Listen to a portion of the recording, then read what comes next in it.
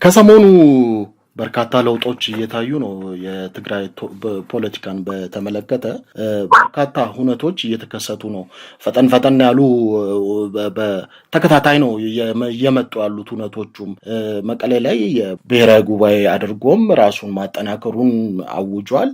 ከዛ በተጨማሪ ደግሞ የክህደት ቡድን ሲል የፈረጃቸውን ኃይሎች ማሸነፉንም እንደዚሁ አውጇል። ከዛ በተጨማሪ ከኤርትራ ጋር የጀመረውን ግንኙነት አጠናክሮ እንደሚቀጥል ነው ያወጀው። ከዛ በተጨማሪ ደግሞ ፌዴራል መንግስቱንም የወቀሰበት አይነት መግለጫ ነው ያወጣው። የጦርነት ነጋሪት እየተጎሰመብን ነው፣ የፕሪቶሪያ ሰላም ስምምነት ሳይተገበር ጭራሽ በላያችን ላይ የጦርነት ነጋሪት እየጎሰመብን ነው ሲል ፌዴራል መንግስቱንም ይከሳል። እና ይሄ አሁን መቀሌ ላይ የሆኑትን ሁነቶች እንደው ጠቅለል አድርገው ምን አይነት ለውጦች ነው ያዩት? እኔ እንግዲህ ይሄ ነገር ዛሬ ሰሞኑን የተፈጠረ ነገር አይደለም። እኔ ሳየው ወደኋላ መለስ ልበልና የፕሪቶሪያ ስምምነት ህወሓቶች አልተቀበሉትም። የህወሓት አመራር የፕሪቶሪያ ስምምነት አልተቀበለም። ስለዚህ አንድ ቡድን ተቀብሎታል፣ ሌላ ቡድን ደግሞ ሳይቀበለው ቆይቷል። ምክንያቱም እኔ እንደሚገባኝ የህወሓት አመራር በተለይ አመራሩ በሰላም አያምንም፣ ጭራሽ በሰላም የሚያምንበት ሁኔታ አልነበረውም። ስለዚህ ሰላምን ያየው እንደ ስልት፣ ፕሪቶሪያን ያየው እንደ ስልት ጊዜ መግዣ እንጂ እንዲሁ በሰላም አምኖ የተቀበለው አልነበረም።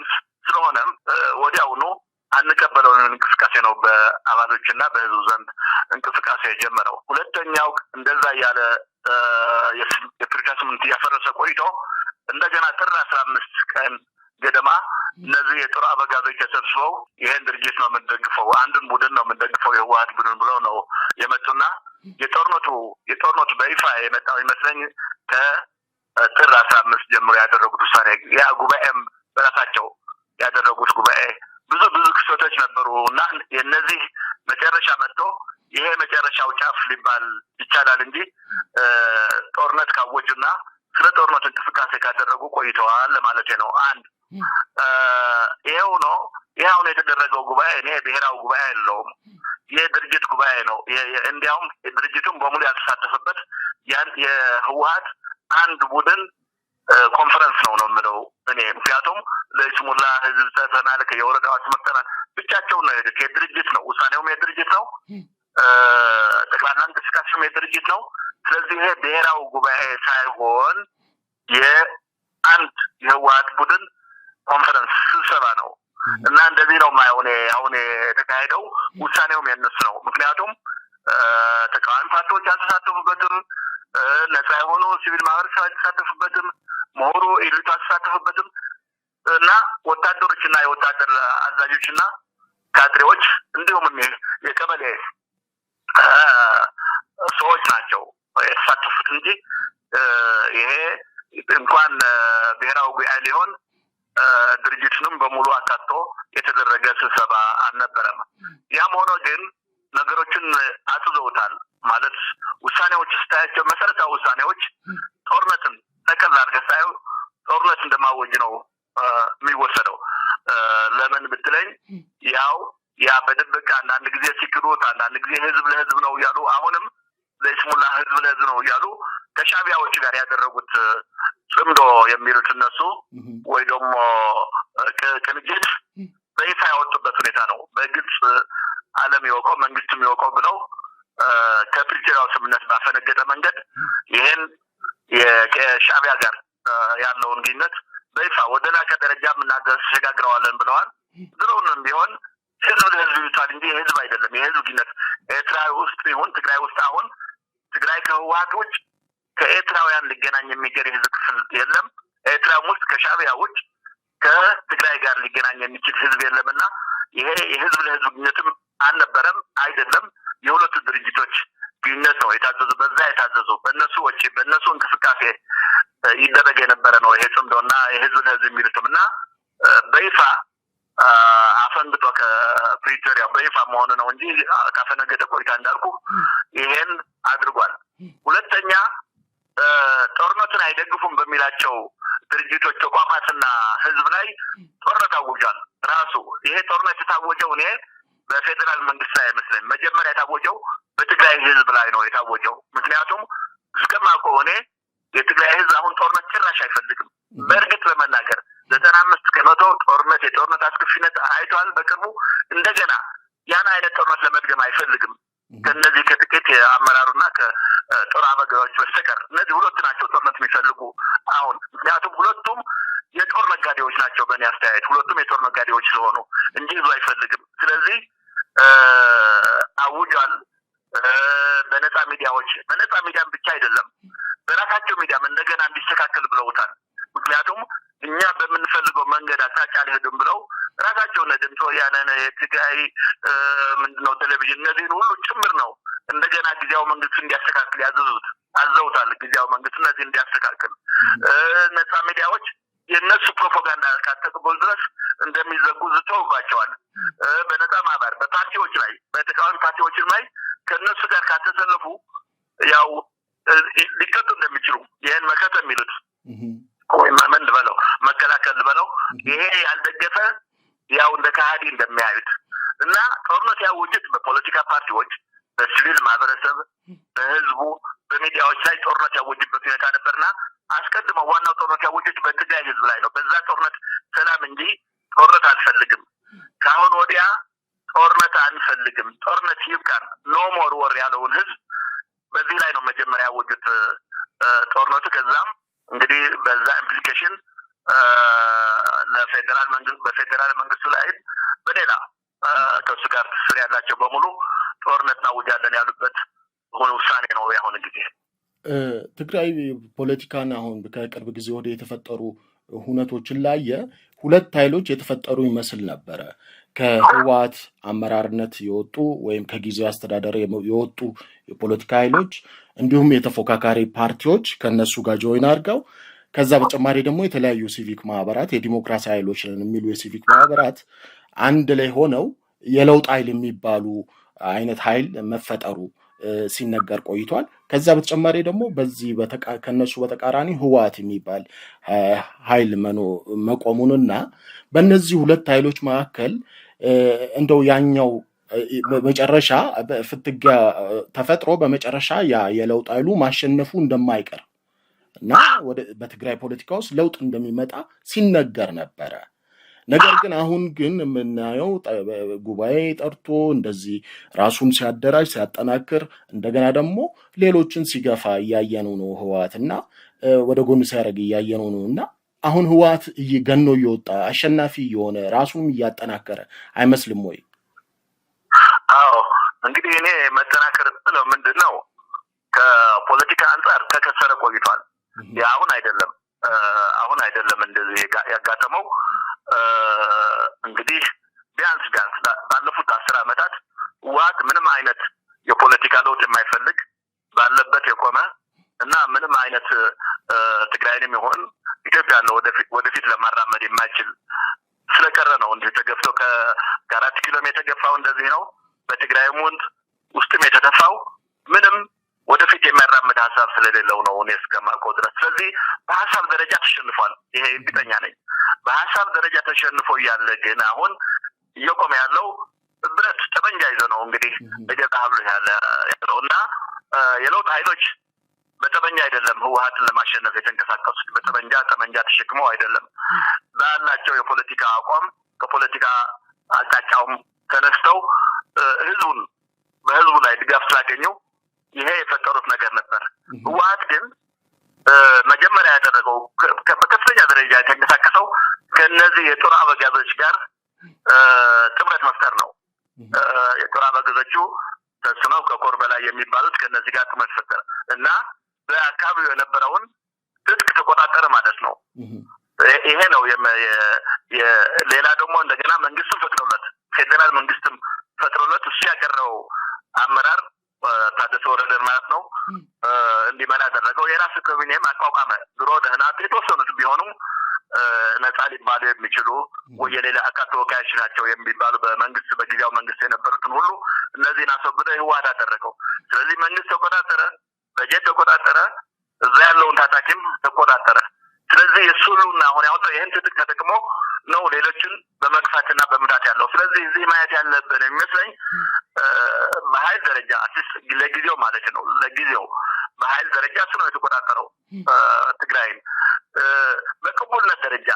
በቅቡልነት ደረጃ ከህግም ከፖለቲካ አቅጣጫውም ከጦርነት ጫሪነቱም በሁሉም አይተ ከኤርትራ ጋር ከሻዕቢያ ጋር ያደረገው ግንኙነቱን በተመለከተ ሁሉ ስታይ ግን ተሸንፎ በመንፈራገጥ ያደረሰው ያለው ጉዳት ነው አሁን ያደረገ ያለው ይሄ እንኳን አይደለም እኮ የትግራይ ፖለቲካ በሚገባ ለሚመለከት ራሱ ህወሓት ሁለት ላይ ተሰንጥቋል ራሱ ህወሓት ድርጅቱ ማለት ነው ይሄ አንድ ቡድን ነው አሁን እንደዚህ ያደረገ ያለው ሌላ ቡድን ደግሞ የነገታቸው ቡድን ሌላ የሚሉትም ወጥቶ ተሰንጥቋል ቲዲኤፍም ሁለት ላይ ተሰንጥቋል እንዲያውም የምታውቀው የሰላም ኃይል የሚል ያቋቋመ ኃይል አለ ታጣቂዎች ናቸው ቁጥራቸው አይደለም ይሄ የምናየው አዝማሚያው ነው መታየት ያለበት አዝማሚያው የሚያሳየን ምንድነው እኛ እንደ ታጣቂ የአንድ ቡድን የአንድ ወገን የአንድ ፓርቲ እንኳ ሳይሆን የአንድ ህግ የማይታወቅ ፓርቲ አመት እሱን አንደግፍም ብለው ይወጡ አሉ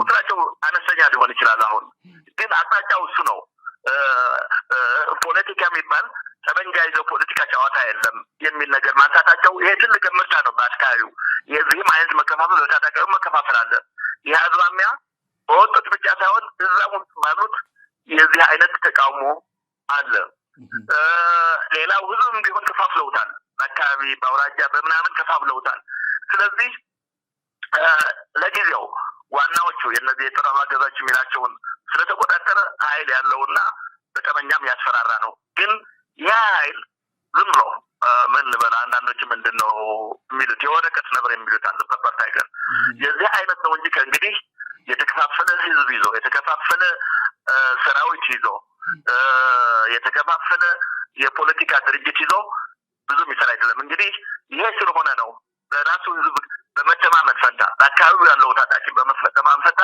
ከሻዕቢያ ጋር ያደረገው ቁርኝት ወይ ጽምዶ ይሄን ራሱን የሚያድንበት መንገድ በራሱ ህዝብ በዛፍ አካባቢ ማተማመንምና ጥንካሬው በራሱ ጠንካራ ነው ለማለት አልችልም ግን ይፋ የሚሆነው ግን አሁን ለጊዜው ግን መንግስት ተቆጣጥሯል ቲዲኤፍ የሚባለውን አዲስ አዛዥን ተቆጣጥሯል መንግስት በመሆን ደግሞ በጀቱን ተቆጣጥሯል በዚህ ከዚህ አንፃር የሚላጭ ጥንካሬ እንጂ ጥንካሬ ማለው ምን በዚህ የተፈጠረ ሁኔታ እንጂ ህዝቡ አልተቀበለውም የጦርነት አዋጅ ህዝቡ አይቀበለውም ልሂቁም አይቀበለውም ኢቭን ታጣቂዎችም እንዳልኩ አይቀበሉትም በዚህ ሁኔታ አሸንፏል አይደለም የሚባለው ተሸንፏል አንድ ፖለቲካ ድርጅት የመጨረሻ መሳሪያው አይምን የመጨረሻ ተቀቡልነቱ በመሳሪያ ካደረገ ያኔ ተሸንፏል በእኔ እምነት ማለት ነው የወታደራዊ አገዛዝ ነው ካለው ወታደራዊ ፓርቲ ሆነ ከሄደ ተሸንፏል ነው ምለውና ጥሩ ነጥብ ላይ ያነሱት እዚች ጋር አክለው እንዲመልሱልኝ ጠንካራ ተፎካካሪ አጥቷል ማለትስ አንችልም ለምሳሌ አሁን ሐራ መሬት ተብሎ በመሳሪያ እንታገላለን ህወሓትን ያሉ ኃይሎች ነበሩ ወደ ራያ አካባቢ መንቀሳቀስ ጀምረዋል በጥቂት ቀናት ውስጥ መቀሌንም ይይዛሉ የሚል ወሬ ሲወራ ነበረ እየተጠናከሩ ነው ሲባልም ነበረ አፋር ላይ ተቀምጠው ስልጠናም ትሬኒንግም ዝግጅትም ሲያደርጉ የነበሩ ኃይሎች እነሱ ብቻ ሳይሆን ራያ አካባቢ ያለውን አድሚኒስትሬሽንም ጭምር ለህወሓት አልገባም ያለውን ወይም ከህወሓት ጋር አልሰራም ያለውን ገፍቶ አባሯል ወይም በኃይል የተሰለፉትን ብቻ ብሏል ገፍቷል ከዛ በተጨማሪ ደግሞ እናንተም አሁን በሰላማዊ መንገድ የምትታገሉ የፖለቲካ ኃይሎች እናንተ ፓርቲዎችን ጨምሮ ሲቪክ ማህበራቱም በነጻነት መንቀሳቀስ እድል እያጡ ነው በትግራይ ውስጥ ስለዚህ ህወሓት አሁን በአሁኑ ሰዓት በትግራይ ፖለቲካ ውስጥ ጠንካራ ኮንቴስት ወይም ተፎካካሪ ፉክክር እያጣ ነው ብቻውን ገዢ ሆኗል ማለት አንችልም ኦኬ መንግስትና ካስተዳደር አንፃር ካገኘው ልክ ነው ብቻውን ነው አሁን ትግራይን እየገዛ ያለ ይሄ ፌደራል መንግስቱን ፈቅዶለት ነው ብቻውን እንዲገዛ ያስፈቅዶለታል ከጅምሩ ማለት ነው ጌታቸውም ቢሆን አካታች የሆነ መንግስት አልመሰረተም ከጅምሩ ማለት ነው የታደሰ ደግሞ የባሰ አካታችም አይደለም አሳታፊም አይደለም ስለዚህ ፌደራል መንግስትም ድጋፍ ነው የሰጠው እኮ ከጅምሩ አሁንም ይህንቱ እኮ ከዚህ የጊዜያዊ መንግስት ማጥቆ ህወሓት ነው ስለዚህ ህወሓት ኃይል በተዛዋሪ ከፌደራልም ጋር የተሳሰረ የተቆራኘ ነው እና እነዚህ ሐራ መሬት የሚባሉት ከእድገቱ አንጻር የማይገነዘብ ነው ቶሎ ይገባሉ ምናምን የሚል እሱ ስህተት ይመስለኛል። ምክንያቱም አንድ ኃይል በራሱ ሁኔታ የሚያድግ ከሆነ ጊዜ ያስፈልገዋል። በአጭር ጊዜ አያድግም። መደላድሉ አለው። ግን ደግሞ ከዛ የወጡ ነው እኮ እዛ የተሰለፉት እንጂ አስቀድሞ የተፈጠረ ኃይል አይደለም። አሁን እየተፈጠረ ያለ ኃይል ነው የሚመስለኝ። ስለዚህ እንዲሁ ባጭር ዝም ብሎ ሰራዊት መገንባት የሚባል አካሄድ የራሱ ጊዜ ይጠይቃል። የሁሉ ስላለው እንዲሁ ቶሎ ገፍቶ መቀሌ ይገባል የሚለው እኔ ግምገማው ስህተት ነበር ከጅምሩ ማለት ነው። ሁለተኛ ፖለቲካ ፓርቲዎች ድሮም ቢሆን ብዙም ህብረትም አቅም አልነበራቸውም። በዚህ ሂደት ነው ደህና የተወሰነ ጥንካሬ አሳይተው ነበር በዚህ በመጀመሪያው የነበረው የጊዜያዊ አስተዳደር። ከዛ በኋላ አሁን ደግሞ የከፋፈላቸው ያጠጣቸው ነው ያሉት። ግን ዋናው ነገር ብዙ የፖለቲካ ፓርቲዎች አሉ ትግራይ። እነዚህ አንድ ህብረት ከፈጠሩ ተፎካካሪ ሊሆን ይችላሉ። ሁለተኛ ተፎካካሪ ሊሆን ይችላሉ። አሁን ግን በተናጠል እየተንቀሳቀስ ነው ያሉት። አብዛኛዎቹ በተናጠል እንግዲህ የተፈጠረ ነገር አለ። አሁን የትግራይ እንቅስቃሴ የሚባል የተፈጠረ አለ። ስቲል ሁሉንም ፓርቲዎች በሚገባ ያቀፍ አይደለም። ለወደፊቱ ማቀፍ አለበት እንጂ በግል አንድ ፓርቲ ብቻውን ሊገዳደረው ወይ ደግሞ እንዳማራጭ ሆኖ መታየት አይችልም። አሁን ባለንበት ማለት ነው። ግን ሁሉ ፓርቲዎች አሉ። ወደ 9-10 በህግ የሚታወቁ አሉ። እነዚህ ህብረት ከፈጠሩ ሲቪል ማህበረሰብም እንዲሁ ህብረት ከፈጠረ ግን የጠመንጃ ነገር አያሳስበንም። የሚያሳስብ አይመስለኝም። በጠመንጃ የቆየ ብዙም ዝላቂ አይደለም። ሳስታይን አያደርግም። በዚህ በጠመንጃ የተገኘ ኃይልና ይሄ ነው ማየው። ግን የሆነ ትግል መታየት ያለበት የሚመስለኝ እንዲሁ በአጭር ጊዜ በአንድ ቀን በወራት የሚለወጥ አይደለም። እንደዛ አይሆንም። ራሱ ዋናው ነገር መታየት ያለበት ይሄ የሚቃወመው የፖለቲካ እንቅስቃሴ በየጊዜው በሀሳብ ደረጃ አሸናፊ የሆነ በአደረጃጀትም ትንሽ እየጨመረ እየሄደ ነው ያለውና ይሄን ነገር አጠናክረው ከቀጠለ ያለ ጥርጥር ህወሓትና በስር ያሉ ታጣቂዎችን ማሸነፍ ይችላል። ግን ይሄ በአጭር የታማየው አይደለም። አሁን ካለው ደግሞ እንደገና እነሱ ተቀናጅተዋል ከሻዕቢያ ጋር ስለተቀናጁ የገንዘብ ምንጭም አላቸው፣ አንዳንድ የሆኑ ምንጮችም አላቸውና ከዚህ አንጻር መታየት አለበት። እንዲሁ ያጭር ተገዳድሮ በአጭር ጊዜ የሚያልቅ አይደለም ለማለት ነው። ግን የሚቃወሙም የሰፋ እየጠነከረ የተቃውሞ ድምፅም የሰፋ እንደሚሄድ ግን ያለ ጥርጥር የማየው ነገር ነው። ጽምዶ የተሳካ ነው ማለት እንችላለን። እንደው ምን ግምገማ አለው? አሁን ሁለቱ የፈጠሩት የኤርትራና የህወሓት ኃይሎች የፈጠሩት ጥምረት አሁን በዚህ ሰዓት በጣም የተጠናከረ ነው። የትግራይንም ይሁን የኢትዮጵያን የፖለቲካ የኃይል አሰላለፍ የሚለውጥ ጡንቻ እያፈረጠመ ነው ወይስ ምንድን ነው የእርስዎ ምልከታ? እንግዲህ ዋናው እንዲያውም ይሄ የነደብረጽዮን ቡድን ወይ ያለው የህወሓት ቡድን ራሱን የገደለው ወይ ሱሳይድ የፈጸመው ምለው በጽምዶ መሰማረት ነው።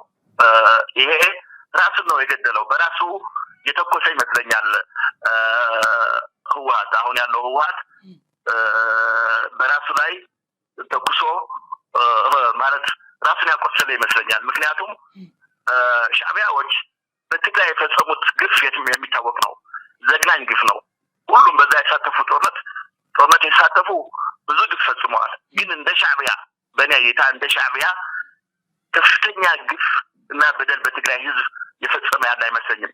አስቦበት መክሮበት አቅዶ መጥቶ የትግራይን መሰረተ ልማት ያፈረሰ፣ የትግራይን ሴቶች የደፈረ፣ ወጣቶችን የገደለ ማለት በዓለም ላይ ያሉ ከፍተኛ ወንጀሎች ማለት ጆኖሳይድም ብሎ የሚያልቅ አይመስለኝም። ስለዚህ ተግባራዊ በሀሳብ በኢንተንትም አይደለም የተገበረ ስራ ላይ የዋለ ከዚህ ጋር በምንም አይነት በማንም ደረጃ ግንኙነት ማድረግ ራስን መግደል ነው የሚመስለኝ እኔ። ምክንያቱም በስልት ደረጃ የምትሳተፍ ይኖራል ማለት ጽምዶ የምትፈጥርበት ሁኔታ ሊኖር ይችላል። ከሻዕቢያ ግን በስትራቴጂም ደረጃ በስልትም ደረጃ ማድረግ የምችል ምክንያቱም እንደ ነፍሰ ገዳይ በህግ በወንጀል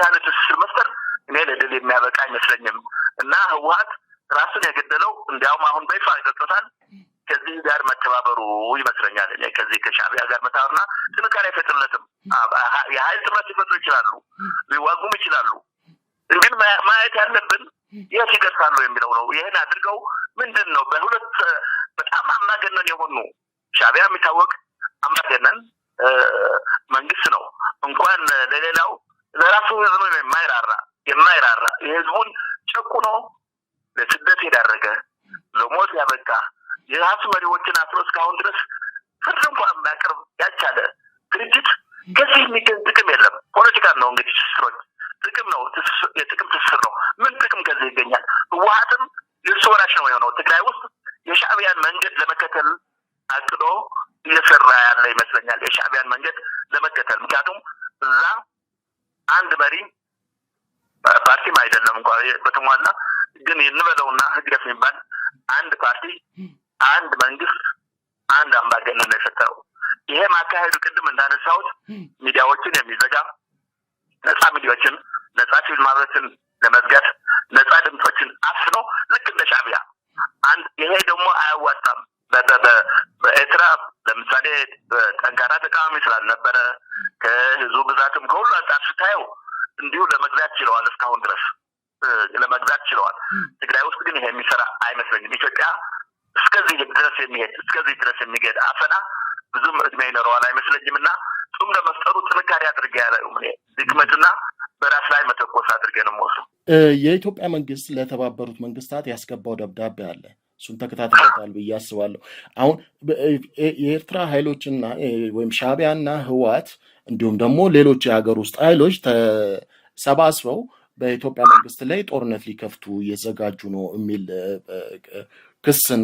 ክስ ወይም ወንጀላ ነው ያቀረበውና በዛ በኩልም እንደዚሁ አይነት ክስ ሲቀርብ ቆይቷል የሻዕቢያ መንግስትም እንደዚሁ ሲል ነበር የቆየው የኢትዮጵያ መንግስት ሊወጋይ ነው በባህር በር የተነሳ የሚል ክስ ሲያቀርብ ቆይቷል ህወሓትም እንደዚሁ የኢትዮጵያ መንግስት የጦርነት ጉሰማ እያደረገብኝ ነው የሚለውን እስከ ቅርብ ጊዜ ሲያቀርብ ቆይቷል አሁን ጦርነት አይቀሬ ከሆነና ጦርነት የሚነሳ ከሆነ በምን መነሾ ነው የሚነሳው በትግራይ ባልተቋጨ የፖለቲካ ንግግር የተነሳ ነው ወይስ ደግሞ በባህር በር የተነሳ ነው ያ አካባቢ ወደ ጦርነት ሊገባ የሚችለው እኔ እኮ እንደመነሻ ማየው ሻዕቢያና የፌደራል መንግስቱ ህወሓትን ለማጥፋት አብረው ሰርተዋል አብረው ነው የተዋጉት አብረው ነው የሄዱት ነገሩ ያጣላቸው ይመስለኝ ይሄን ህወሓትን በዛ በኩልም የትግራይ ህዝብ ከመጨረሻ በደብሰስና ማጥፋት በሚል ጉዳይ ነው የተጣሉት ነው እስከማውቀው ድረስ ምክንያቱም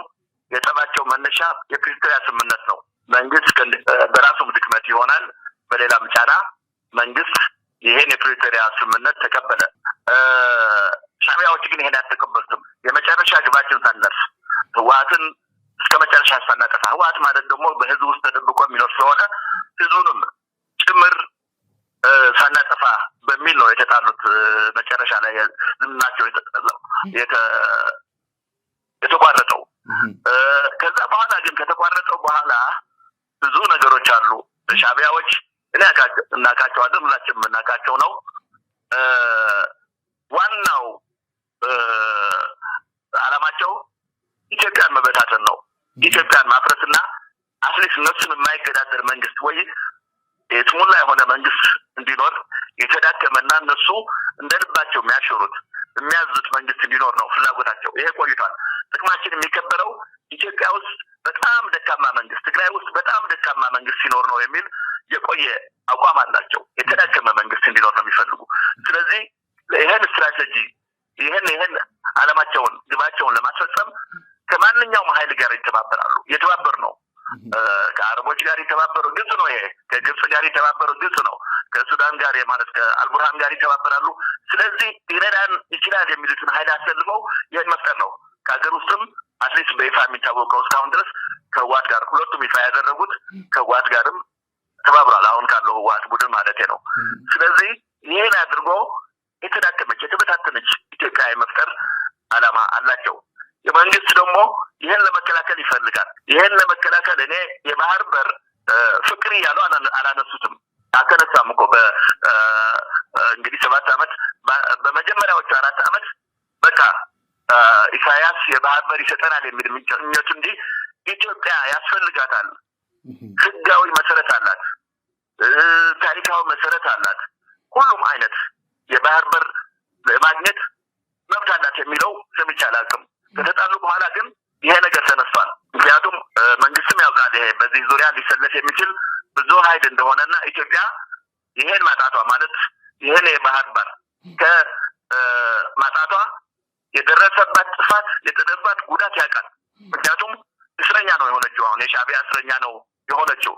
ስለዚህ ይሄ ስለሆነ ይሄን አንስቶ የኤርትራን የማዳከም እና በዚህ ዙሪያ ኃይል የማሰባሰብ አትሊስት ቢያንስ በውስጥ ያለው ኃይል የማሰባሰብ ሁኔታ አለ። እንግዲህ ሰሞኑን የምሰማው ነገር አለ። ይሄ ነገር እኔ ደጋግሜ አነሳዋለሁ። ከህግ አንጻር ነው መጀመሪያ ይሄ ነገር መሰረት ማግኘት ያለበትና አንዳንዶቹ መደግፋቸው ለተባበሩት መንግስታትም ለዓለም መንግስታት ለሁሉም መንግስታት ለአፍሪካ ህብረት ለሁሉም ይሄ ነገር በውል መታወቅ አለበት። ኢትዮጵያ የባህር በር እንዳትጠቀም አድርጓታል ሻዕቢያ። አንዱ ይሄ ግልጽ ነው ማለቴ እስቲ አሁን ለጊዜው የባለቤትነት ጥያቄ ይቅርና የመጠቀም መብት ህጋዊ መብት ነው። መብት አለ፣ ውል ነው፣ ዓለም አቀፍ ውል ነው። ይሄን ጭምር ነው የተከለከለችው ኢትዮጵያ። ይሄ ነገር በውል ነው ሲሉን አሁን በየትኛው ውል ነው? አሁን ለምሳሌ የትኛው ውል ነው ቤዝ የምናደርገው? በ1985 ማነው ላይ ቬና ላይ የተደረገው ማንኛውም ይሄ ባህር በር የሌለው ሀገር በአካባቢ ባሉ ባህር በሮች መጠቀም መብት አለው እንዳለው ተቀምጧል። አዋጅ ነው፣ ስምምነት ነው። ኦኬ ዓለም አቀፍ አዋጅ ነው እንጂ በኤርትራና ዓለም አቀፍ ነው ተመሰረተው። የ1985 አዋጅ ነው፣ ውል ነው፣ ኮንቬንሽን ነው እና ይሄ ኮንቬንሽን ኢትዮጵያ ይፈቅድላታል በማንኛውም በሁሉም በአካባቢ ያሉ ባህር በሮች ሀገሮች ለመጠቀም መብት አላት። የመጠቀም መብት ቢያንስ ማለት ነው።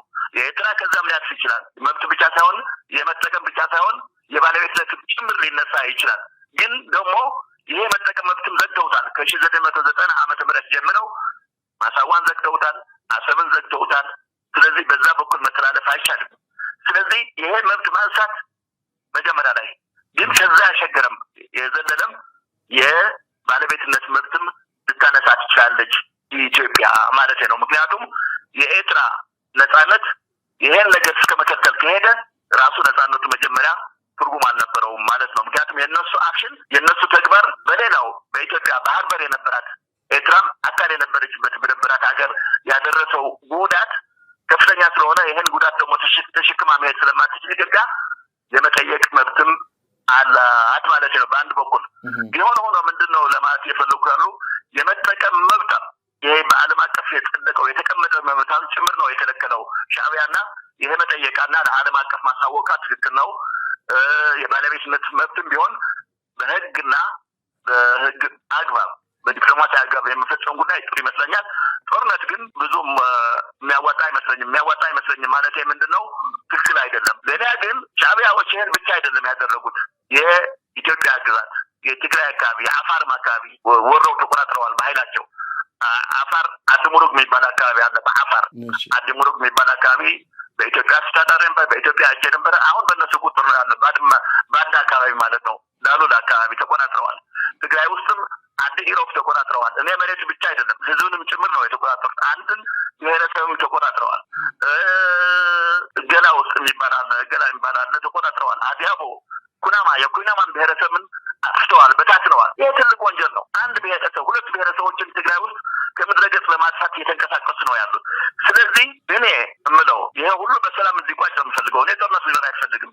ግን ኢትዮጵያ ጦርነት ብታነሳ በኤርትራ ላይ ማለት ህጋዊ ቅቡልነት አለው እላለሁ። ህጋዊ ቅቡልነት ምንድን ነው? የኢትዮጵያን መሬት ዘርፈው ይዘዋል፣ ወረው ይዘዋል። በአፋርና በትግራይ ማለት ነው። ይሄ ነው የሆነው። ታጣቂዎችን ያስታጠቁ ነው እንግዲህ ያደረጉትን በሀገር ውስጥ ነው ጣልቃ እየገቡ ያሉ። ስለዚህ እነዚህ ጉዳዮች አሉ። እንግዲህ እነዚህ ወደ ጦርነት ይከታሉ የሚለው እኔ እስከ መጨረሻ ድረስ ጨርሰው በሰላም መደራደር ከህወሓትም ጭምር ነው የምለው። ከህወሓትም ጭምር ጋር መደራደር ያስፈልጋል። ምክንያቱም የጦርነት ጉዳት አንድም ሰው መሞት የለበትም። በጦርነት ነው ፋይዳ የሌለው ጦርነት እንዲያው አንድ ሰውም መጎዳት ያለበት መቁሰልም የለበትም። አይተባል እያየነው ነው እኮ አሁን እነዚህ ባለፈው ጦርነት የተጎዱ ትግራይ ውስጥ ያሉ ወጣቶች ጣሪም የላቸውም፣ የሚመለከታቸውም የላቸውም። የጦር አመራሮች ሀብታሞች ሆነዋል፣ ቢሊዮነሮች ሆነዋል።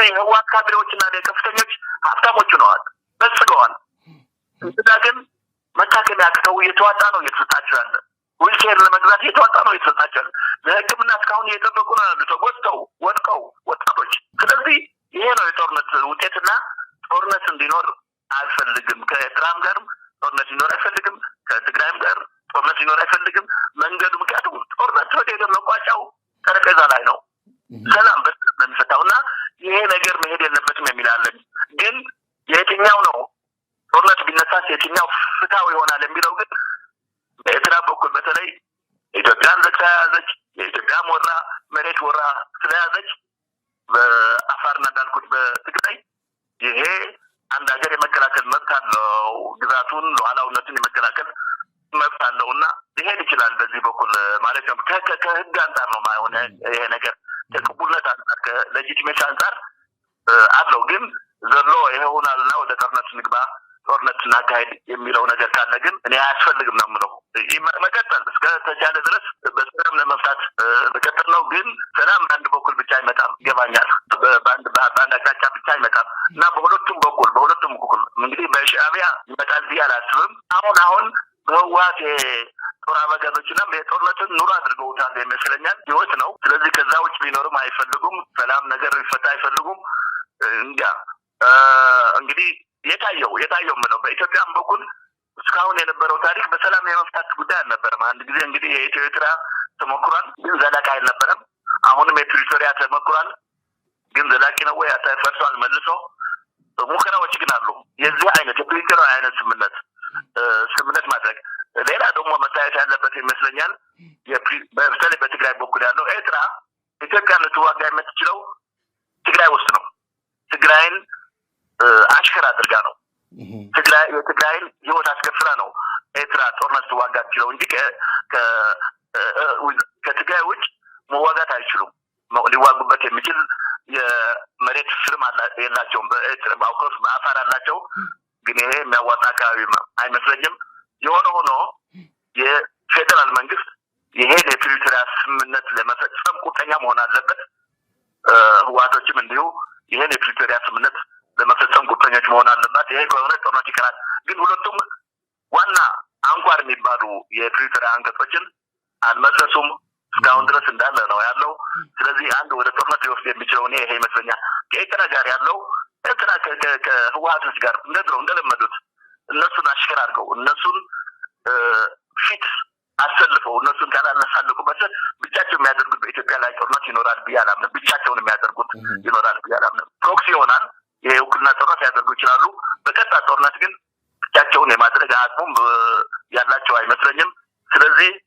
በስሩ ፕሮክሲ ወይ በውክልና ነው ጦርነት ለማድረግ ያሰቡ ያሉት ግን ይሄ የፕሪቶሪያው ስምምነት ከተሳካ እነሱም መግቢያ የላቸውም ተከታይም የላቸውም ስለዚህ ሊያደርጉት የሚችሉ ጦርነት የለም ይሄን ብዬ እንደማጠቃለያ ቅድም እንዳልኩ ግን የፕሪቶሪያ ስምምነት ተግባራዊ መሆን አለበት እሱ ነው ለጦርነት ምንጭ ሊሆን የሚችለው አንዱ ሁለተኛ ነገሮች በጠረጴዛ መፈጸም ሰው አልቆ በጦርነት ነጋዴዎች መንገድ መሄድ የለብንም በጦር የሚነግዱ ወገኖች የህወሓት አመራርና እነዚህ የጦር አበጋዞች በጦርነት በዝገዋል በጦርነት ጊዜም ሀብት አጥተዋል ካሁን በፊት አሁንም ሰላም ቢኖር እነሱ ተጠያቂ ነን የማለት እንሆናለን የሚል ስጋት አላቸው በሰላም መኖር አይፈልጉም ስለዚህ ይሄን መዝጋት የስምምነት በማድረግ ይሄን መዝጋት ነው የሚሻው ይመስለኛል ጀነራል ጻድቃን ከሰሞኑ በሰጡት ኢንተርቪው ሁለት ነገሮችን አንስተዋል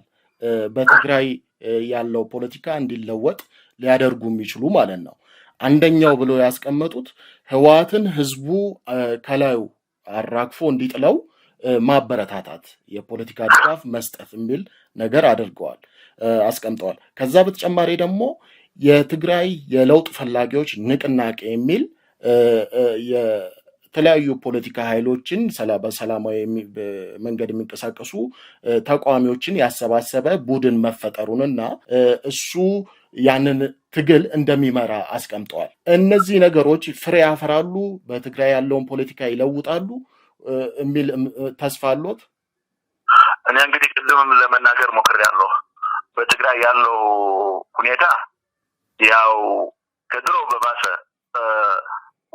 የህወሓት ቡድን አምባገነንነት እጅግ ጨምሯል። ሁለተኛ ከፖለቲካ አምባገነንነትም አልፎ የትግራይ ህዝብ ወደ ጦርነት ሊያሰልፍ ጥረት እያደረገ ነው። ወደ ጦርነት ሊከት ጥረት እያደረገ ነው። ስለዚህ ይሄ በአንድ በኩል ያለ ነው። በሌላ በኩል ደግሞ ብዙ ጦርነት አይፈልግም ቆይቷል። ሰጭቶታል። ጦርነት በጦርነት መፍትሄ እንደሌለ ከልምዱ ተምሯል። አሁን የተማረ ይመስለኛል። ስለዚህ ይሄ ጦርነት መፍትሄ ህወሓትን ከህዝቡ እንዲነጠል አድርጎታል። ፖለቲካው የአምባገነንነት ፖለቲካውም አለ። ሁሉም የዓለም ወንጀሎች ትግራይ ውስጥ አሉ። ይሄም ድርጅት እመራለሁ እያለ ነው። ሁሉም አይነት ወንጀሎች ምንም ሳይጣሩ ምክንያቱም ሊያጣሩ ይችላሉ። ዝርፊያዎች፣ ቅሚያዎች፣ ነፍስ ግድያ፣ የሰዎች መዛወር፣ ኮንትሮባንድ፣ ሁሉም አይነት ወንጀሎች ትግራይ ውስጥ አሉ እና ህዝቡ ይሄን አይፈልግም። በህግ እንዲተዳደር ይፈልጋል። እነሱ ደግሞ ህግ ካለ እነዚህ ሁሉ አይኖሩም፣ ስጋት አላቸው። ስለዚህ ምንድነው የሆነው? አሁን በአንድ በኩል ይሄን አንፈልግም፣ ጦርነት አንፈልግም፣ ኖ ሞር ዎር የሚል ይሄ እንዲህ ያለ ሙስናም እንደዚህ ያለ ብልሽትም አንፈልግም የሚል ህዝብ አለ፣ ልሂቅ አለ በአንድ በኩል ማለት ነው። በሌላ በኩል ደግሞ ይሄ የሚቀጥል ኃይል አለ። ዋናው ነገር እነዚህ መሰረታዊ ጉዳዮች ናቸው ትግራይ ውስጥ ለውጥ እንዲኖር የሚገፉት። የአንዱ ፍላጎት የኔ ፍላጎት ወይ የአንዱ ፍላጎት አይደለም። ለለውጥ መሰረት የሚሆኑ ነገሮች አሉ። እንግዲህ ይሄ ከተሟላ ሁለተኛው የሚመጣው ነገር ይሄን አስተባብሮ የሚሄድስ ማን ነው የሚለው ነው። ሁልጊዜ ይሞከራል እኮ ከአሁን በፊትም ይሞከር ነበር። ስንንቀሳቀስ ከአሁን በፊት እንዳረናም በብቸኝነት በፓርቲ ስንንቀሳቀስም ጀስት ህወሓትን መተካት እንችላለን በሰላማዊ መንገድ ብለን ነው የተነሳ ነው። አሁን እንዳልኩ ብዙ ፓርቲዎች አሉ። ድሮ ምንም አንድም ነፃ የሚባል ሲቪል ማህበረሰብ አልነበረም። በህወሓት ቁጥጥር ያሉ እነዚህ የብዙሃን ማህበረሰብ የሚባሉ የሴቶች፣ ወጣቶች፣ ገበሬዎች የሚባሉ እንጂ ነፃ አልነበረም። አሁን በርካታ ሲቪል ማህበረሰብ አሉ። እነዚህ መሰረቶች ናቸው እንግዲህ ለትግሉ። ግን ማየት ያለብን እነዚህ ገና ተጠናክረውም ሊጠነክሩ ይችላሉ። ታጣቂዎችም አለው። አሁን እንግዲህ ትግሉ የሰላማዊ መንገድን መከተል አለበት ብዬ ነው የማምነው። ያምናለሁ እኔ በሰላማዊ መሆን አለበት። ህግ እንኳን የለም ትግራይ ውስጥ ህጋዊ እንዳልል የህወሓት ህግ ብቻ ነው ያለው። ግን አንድ ትግል ሰላማዊና ህጋዊ መንገድ ይዞ ነው መከተል ያለበትና ለዚህ የሚሆኑ ኃይሎች አሉ። ግን እነዚህ ስቲል መጠናከር አለባቸው። ቅድም ተናግሬያለሁ። መጀመሩ ይሄ ትግራይ የለውጥ እንቅስቃሴ ማለት እኔ ደግፈዋለሁ። በሰላማዊ እስከሆነ ድረስ የሚደገፍ ነው። መደገፍም ያለበት ይመስለኛል። ምክንያቱም ከዚህ የባሰ ጥፋት ሊመጣ አይችልም። በትግራይ ውስጥ በጠመንጃ ነው እኮ የራያን ህዝብ እየገዙት ያሉ በጠመንጃ ነው። የእንደርሳን ህዝብ እየገዙ ያሉ በጠመንጃ ነው። ሁሉንም እየገዙ ያለው ግን ብሶባቸዋል። በእነዚህ አካባቢ ግድያም ፈጽመዋል። ከፍተኛ ጥፋት፣ እስሮችም እያካሄዱ ነው። ሰውም ቤቱን ለቆ ወጣቶች ቤታቸው ለቀው ወጥተዋል። ከቀያቸው ወጥተዋል፣ ከቤታቸው። ስለዚህ ትግሉ ተፋፍሟል። ኦልሬዲ ተፋፍሟል። ሊመልሱም ይችላል አይመስለኝም። ምንም የሚያደርጉ አይመልሱም። ስለዚህ እኔ እንዳልኩ ተጨባጭ ሁኔታም ህወሓት መቀጠል የማይችልበት አለ። ሁለተኛው ይሄ ተደራጅቶ የመንቀሳቀስ ጉዳይ ግን የሚቀረው ነገር አለ። ይቀረዋል ብለህ ግን ቁጭ አትልም። መቀጠል ነው። ሁለቱም የሆኑ ድርጅቶች ሶስትም ሊሆን ይችላሉ። ነገር 5 6 የሚሆኑ መቀጠል ነውና እንግዲህ እዚህ ላይ ይሄ ፍጥነት በምን ይሄዳል፣ በምን ፍጥነት ይሄዳል፣ ምን ጊዜ ሲፈጅበታል የሚለው እንተው እንግዲህ ትተን ይሄ ጸረ ህወሓት እንቅስቃሴ ግን ቆይቷል። እንዲያውም ከጦርነቱ በፊትም ጀምሮ ነበር። ከዛ ጦርነቱ ትንሽ አኮላሸው። ከዛ ከጦርነቱ በኋላ ደግሞ ተጠናክሮ መጥቶ ነበር። እንደገና ህወሓቶች ይሄን ባዩ ጊዜ ይሄን ለማጥፋት ነው እየተንቀሳቀሱ ያሉ። ስለዚህ ይሄ እንቅስቃሴ ቁቡልነት ያለው ነው። ማንኛውም ሰላማዊ እንቅስቃሴ በትግራይ ውስጥ ጦርነት የለም የሚል ጦርነት ማስቀረት የሚችል እንቅስቃሴ ቁቡልነት አለው። በጣም ቁቡልነት ያለው ነው። ስለዚህ ያሉት ቀሪዎች ፓርቲዎችም በዚህ ዙሪያ ቢሰባሰቡ እኔ ፍላጎቴ ነው። ሲቪል ማህበረሰብ ይሄን እንዲያደርጉ በማንኛውም መንገድ ጦርነት እንዳይነሳ እንቅስቃሴ ማድረግ፣ ለዚህ መሰባሰብ አስፈላጊ ነው። ይሄ ነው እኔ የማየው። ይሄ እንቅስቃሴ የሚባለውም ይሄ ነው። ጋሽ ገብሩ እንደተለመደው ከልብ አድርጌ አመሰግናለሁ። እግዚአብሔር ይስጥልኝ ለቆይታችን። እኔም በጣም ነው የማመሰግነው። እንግዲህ ትንሽ ቆይቻለሁ። አሁን ወሳኝ ጊዜ ስለሆነ ነው አሁንም ለመናገር የፈለኩት። ጊዜው በጣም ወሳኝ ነው። ምክንያቱም እንደገና ጥፋት፣ እንደገና ጦርነት፣ እንደገና እልቂት ስለማልፈልግ ነው። በዚህ ጊዜ ደግሞ እንደገና መልሼ የተገናኘ ነውና እኔም አመሰግናለሁ ይሄን እንዳስተላለፍ ስፈቅድ። በካሬ 61 ሺህ ብር። ይህ የሚሆነው 100% ለሚከፍሉ ደንበኞቻችን ነው። ግንባታቸው ከ70% በላይ የተጠናቀቁት ፒያሳና አያት ላይ የሚገኙ የመኖሪያ ቤት አፓርታማዎች ሽያጭ ላይ ነን። በአንድ ጊዜ መክፈል ለማትችሉ ደንበኞቻችን በ1 ዓመት ከ6 ወር በ10% ቅድመ ክፍያ ብቻ ከፍለው የሚያጠናቅቁበትን ሌላ ዕድል ይዘን ቀርበናል። ቀጠሮ ለማስያዝና ሳይቶቻችን ለመጎብኘት በ09 26 33 22 11 ይደውሉልን። ቴምፕ ፕሮፐርቲስ